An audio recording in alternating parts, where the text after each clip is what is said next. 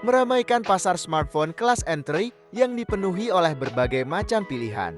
Xiaomi Indonesia meluncurkan Xiaomi Redmi 12 pada 1 Agustus tahun 2023 silam. Kelas smartphone ini berada setingkat di bawah Redmi Note 12 dan merupakan pembaruan dari Redmi 10 pada tahun 2022.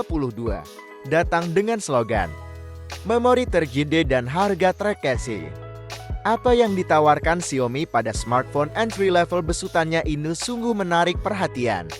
Harga Redmi 12 hanya Rp1.999.000 untuk kapasitas paling dasar 828GB. Spesifikasi di atas kertas yang menarik sepertinya sudah menjadi ciri khas Xiaomi dan hal tersebut juga berlaku pada Xiaomi Redmi 12. Apakah Xiaomi Redmi 12 adalah ponsel yang handal dan menyenangkan ketika dipakai sehari-hari? Simak review berikut ini ya. Desain menjadi highlight utama yang membuat saya terpukau ketika pertama kali memegang Redmi 12. Setelah melakukan unboxing, material bodi belakang terbuat dari kaca asli.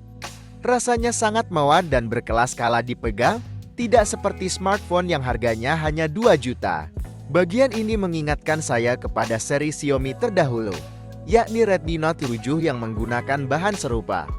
Berpadu dengan warna midnight black di sekujur kaca dan frame, kesan elegan menjadi sangat kental, membuat saya betah berlama-lama memandangi bagian belakang Redmi 12. Modul kamera yang tersusun menjadi 3 bagian, mengingatkan saya kepada produk Apple. Walau bila diperhatikan lagi jelas berbeda, bodinya sendiri cukup nyaman digenggam walau berukuran agak besar dengan layar 6,79 inci.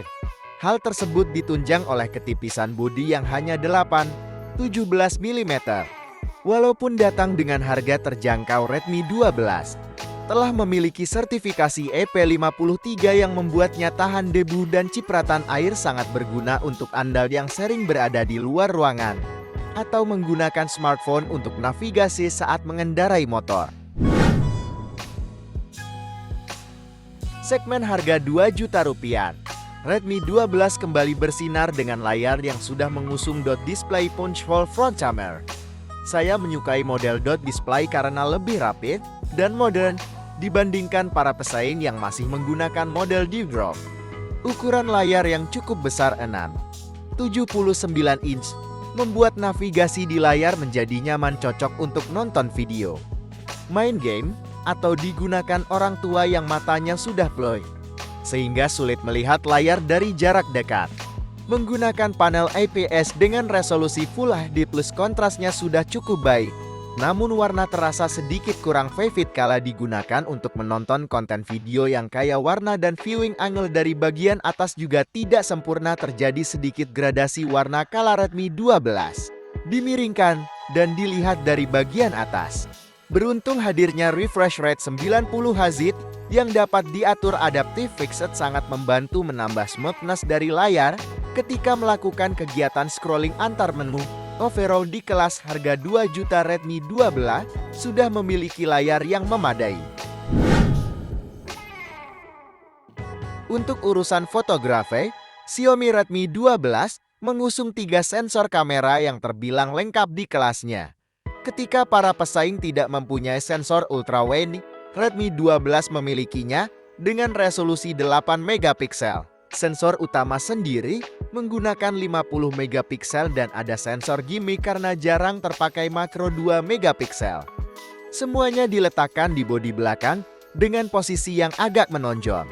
Cukup dapat diandalkan untuk kelas 2 juta. Saya menyukai responnya yang tergolong cepat sehingga tidak ketinggalan momen. Hasilnya sendiri terkesan natural dengan tone warna khas Redmi yang tidak menambah kontras HDR pada foto. Menghasilkan gambar yang tampil apa adanya tanpa ada sharpening atau kontras yang berlebihan. Dynamic range tidak begitu luas, namun foto tetap tampil tajam saat diperbesar. Bicara tentang perekaman video, Redmi 12 dapat merekam video dengan resolusi maksimal di 1080p 30 fps untuk sensor wide dan ultra wide. Kualitas perekaman video belum bisa dibilang bagus karena tidak hadirnya stabilisasi berbasis software.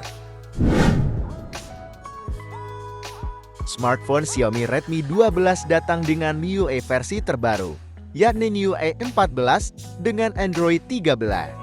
Saya merasa MIUI versi ini punya tampilan yang mirip dengan versi sebelumnya.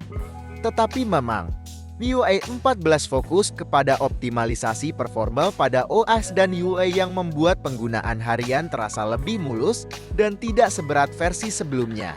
MIUI sendiri kaya akan personalisasi, mulai dari tema, font, dan wallpaper yang beragen, dan berbagai pengaturan terkait launcher dan ponsel yang memudahkan pengguna untuk membuat Redmi 12 terasa menjadi lebih personal. Helio G88, chip yang sama dengan Redmi 10, tidak ada yang baru pada chipset, namun RAM yang menjadi 8GB dan pilihan memori internal 128GB dan 256GB. Dalam penggunaan sehari-hari, saya merasa Redmi 12 cukup stabil kala saya gunakan untuk mengakses aplikasi harian seperti WhatsApp, Instagram, Twitter, dan Spotify. Keterbatasan performa chipset baru terlihat ketika saya melakukan video editing dengan aplikasi CapCut. Penggunaan efek yang banyak akan membuat preview sedikit tersandar. Kala digunakan bermain game, Redmi 12 cukup dapat diandalkan. Ia dapat menjalankan Mobile Legends dengan responsif pada setting grafis high. Lebih berat lagi, saya mencoba bermain Genshin Impact dan ia dapat dimainkan dengan lancar pada setting grafis wow. Temperatur saat digunakan bermain game tergolong nyaman, tidak sampai panas dan hanya sedikit hangat saja. Kapasitas memori internal 256GB yang masih dapat ditambah dengan micro SD hingga 1 terabita. Menjadi bintang utama yang membuat smartphone ini menarik. Saya mencoba mengisinya hingga penuh dan Redmi 12 tetap dapat berjalan dengan baik. Hanya saja, patut diingat bahwa memori internal Redmi 12 masih menggunakan jenis eMMC yang mana performanya tidak sekencang UFS pada kakaknya Redmi Note 12. Xiaomi Redmi 12 memiliki baterai dengan kapasitas yang terbilang standar minimum bagi smartphone Android di kelas 2 jutaan yaitu 5000 mAh.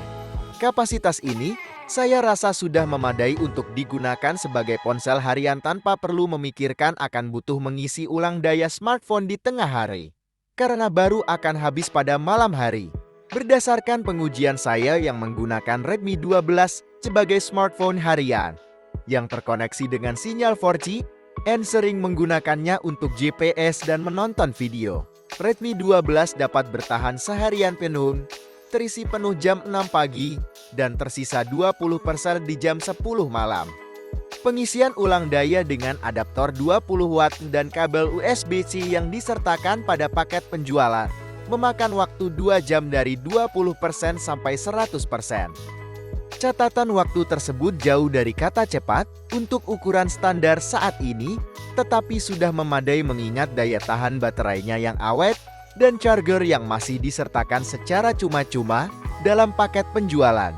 Sebagai smartphone entry level, saya cukup puas dengan apa yang ditawarkan oleh Xiaomi Redmi 12 kepada pengguna dengan harga yang masuk akal. Bodinya terkesan mewah, dengan bahan kaca asli yang terasa premium. Performa hariannya juga dapat diandalkan dengan kapasitas RAM dan memori internal yang sangat besar untuk kelasnya, serta stabilitas MIUI 14 yang sudah lebih baik dari versi sebelumnya. Sensor kamera yang disertakan lengkap dari WD hingga Ultra WD dan hasil foto sudah dapat diandalkan untuk dokumentasi sehari-hari walau untuk video masih belum bisa dikatakan bagus.